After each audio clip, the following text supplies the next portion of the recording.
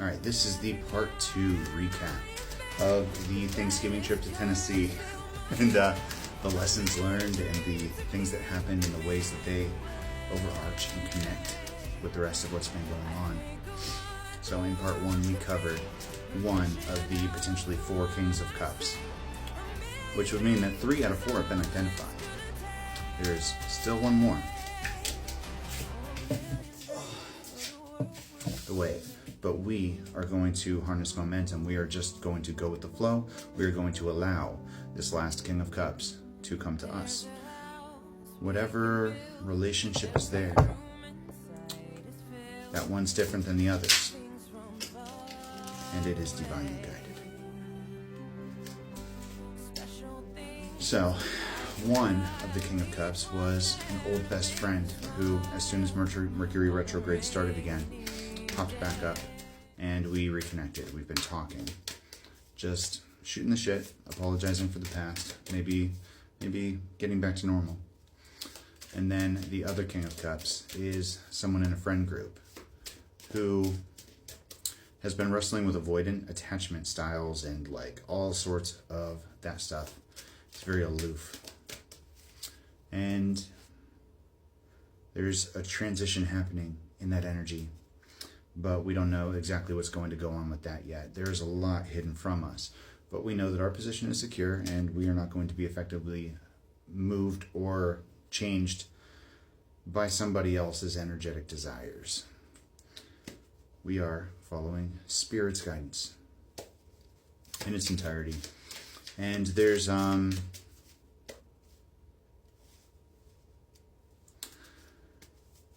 not much more to say about that because the puzzle pieces will come together. Right now, we are in a period of retrospect. So let's finish this recap and we'll get back into that King of Cups later. And then the other King of Cups, my brother, Scorpio. He was my co-pilot on the way up there. And I haven't spent a lot of time with him in a long time, but you can look at video 1 for most of that information. We were able to do a good bit of bonding on this trip. We've been through some very similar scenarios, but things are clicking back into place. Soul connections are coming back together. Things are healing. I'm seeing in my mind the glass, when you break a glass in Japan, they line it with gold and put it back together and it becomes more beautiful. I forget what it's called. But these broken relationships are being mended with gold, becoming more beautiful after the healing. And one moment. On the counter of my mom's antique shop, I found this beauty. It's an antique lock. And there was 3 of them. I wanted to get all 3, but I was running out of time and I had to make a decision. So I just went with one. I went with my favorite one. And it actually came with its own keys, which is kind of unfortunate because I wanted to use one of the million antique keys that I have on here now. I think I've got 1, 2, 3, 4, 5, and then that makes 7 because there's 2 keys for this. Maybe I'll take one of these off because I don't think I need 2. But it goes in and it actually works differently than I've seen any other lock work so far, because you have to twist it like all the way around and you don't stop really. There's like a tooth on the inside there and it comes back out and then hooks through this, but you have to twist it around like 2 full rotations the other direction. And it's just like counterintuitive to the way I've seen anything else, any other kind of like padlock work. They're different. So I'm enjoying it a lot, and I don't know what I'm going to lock up yet, but I'm going to have a good time doing it. And with these things, generally, the spiritual significance pops up later. So right now, all we really need to know is that the lock is relevant, that the keys are relevant, that there is a key that is perfect for a lock in your life. You have the tool to unlock whatever gate, whatever door you're trying to step through. Let's get more information about the lock here. You have the key. It's a mirror. It's within yourself. There is something about introspection and self-evaluation here that is allowing you the key to this rebirth. And when you twist that lock around, it might take a couple tries, but when you do, you awaken. You become one with your higher self.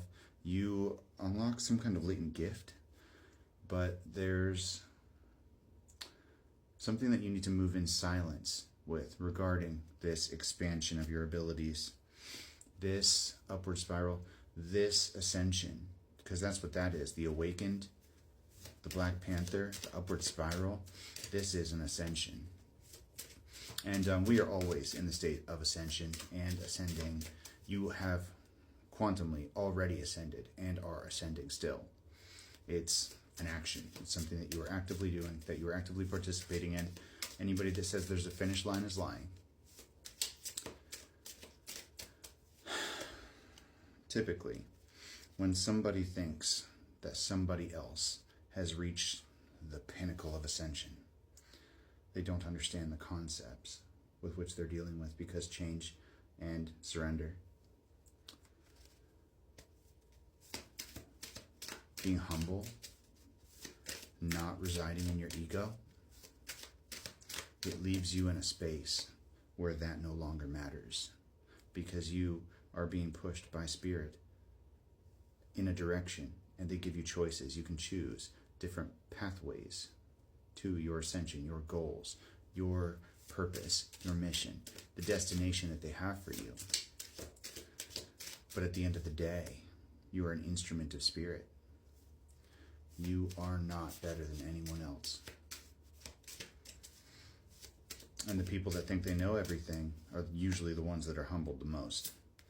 So, believe in impossible things. Trust that Spirit is providing you with every synchronicity that you need. And even in the moments where it feels too quiet, know that they're there with you. I had to kind of explain briefly to my mother and my brother just the tip of the iceberg when it comes to what I believe. And they had trouble wrapping their heads around it. But I think my mom understands better than my brother what it feels like to tap into that intuition, into that divine guidance. She told me about a time when I was a teenager that I'd snuck out of the house. And I normally didn't even bother with the windows. I would just walk out the front door and be quiet. I snuck out a lot. But there was one night in particular where she, feminine twin in the Bamboo Grove, she was woken up by spirit. And she sat right up in bed and just knew that I'd gone. And it couldn't have been more than 10 minutes after I left the house, but she called my phone and she just started bitching me out, like, where are you? Get the fuck back here, like, yada, yada, yada. But we talked about that moment, and the moments that I described to her where you're following your intuitive guidance, that's what she associated. That, in her mind, was a translation of exactly what I was talking about. And we had that realization, like, we don't know what would have happened. Why that night, out of all the nights that I snuck out, was she alerted by spirit or God or the ancestors, spirit guides, whoever you hold in that space? Because I told her that it transcends religion for me. It doesn't matter if you're Buddhist or Christian or a witch or whatever. We have to surrender those labels. My brother doesn't understand where we get structure. Following your intuitive guidance directly from your spirit team, he doesn't understand the concept of tapping directly into source. For him, you need the religious structure in order to know right from wrong. That's what provides the moral compass. But for me, Unstoppable, it's not something that I could have ever found in the church. So I think that conversation was something that made him think. And it's something that my mother understands better than I thought. She's a very intuitive person. She always has been. Our gifts aren't that far off from each other. She just doesn't embrace them. Never has. She's proud of not embracing them. But they come on both sides of my family. So